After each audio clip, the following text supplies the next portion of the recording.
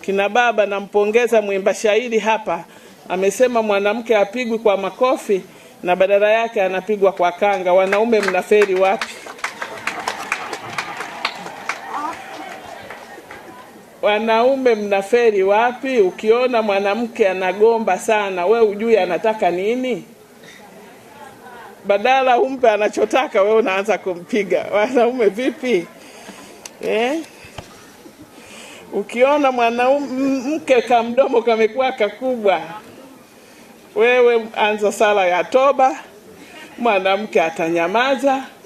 Lakini unakuta wanaume anatembea siku nzima mpaka na usiku, siku mbili haonekani, ujue utakutana na tatizo nyumbani, kwa sababu mwanamke ni lazima atakumisi, atakuwa anatafuta mume wangu yuko wapi. Kwa hiyo niwaombe wanaume muwe makini na mambo haya. Hata vitabu vya Mwenyezi Mungu vimesema ishini na wake zenu kwa akili. Lazima mjue mwanamke anataka nini, na sio kumpiga na sio kufanya vitendo vya ukatili. Lakini pia kina mama, tuache vitendo vya ukatili. Tumekuwa tukipokea matukio mengi. Mama, umeolewa, umemkuta mume wako ana watoto, unaanza kufanya ukatili kwa watoto. Hata kama mtoto hujamzaa, yule mtoto ana dhambi gani wewe ukimlea vizuri? Kwa hiyo kina mama, tukiwa tunaadhimisha siku yetu, pia ni vyema tukumbushane mambo ya msingi.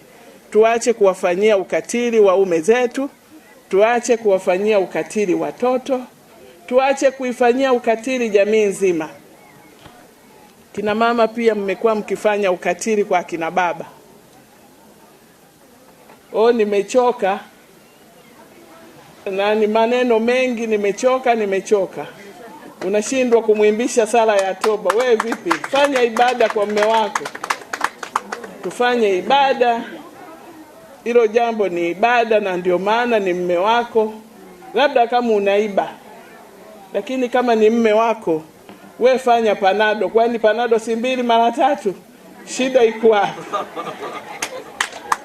Kina mama, shida iko wapi? We piga panado 2 mara 3, utamuona mwanaume anatoka nyumbani. Kwa hiyo ni rai yangu kwa kina mama. Wamekuelewa sana ndugu mgeni rasmi. Wanawake tunaelewana, wanajua hapo. Wanaume watakuwa waelewi sana, lakini akina mama. Agnes Lazaro ni afisa ustawi jamii Biharamulo. Sisi kama ustawi wa jamii tumekuwa tukihusika kwa namna kubwa sana katika kutokomeza vitendo vya ukatili dhidi ya wanawake na watoto. Katika kupambana na hivi vitendo vya ukatili, tumekuwa tukitoa elimu kwenye jamii na hata ngazi za familia, namna gani watu waache kufanya vitendo vya ukatili, hasa wanaume katika makundi mawili la wanawake na watoto, kwa sababu wenyewe ndio wanaonekana wanafanya vitendo vya ukatili kwa kiasi kikubwa. Vipo vitendo ambavyo wanawake wamekuwa wakifanya vitendo vya ukatili kwa watoto, hasa watoto wa kambo, wale wanawake ambao sio watoto wao waliowazaa. Kwa mfano, kama sisi ofisi yetu ya ustawi jamii tuna kesi kwa mwezi huu wa pili hadi wa 3, tuna kesi 3 za watoto ambao wameunguzwa na mama zao wa kambo. Kwa hiyo tumekuwa tukiendelea kutoa elimu kwenye jamii kwamba waache kufanya vitendo kama hivyo, kwamba hawa watoto pia waone kama ni watoto wao waliowazaa, na wamekuwa wakichukuliwa hatua.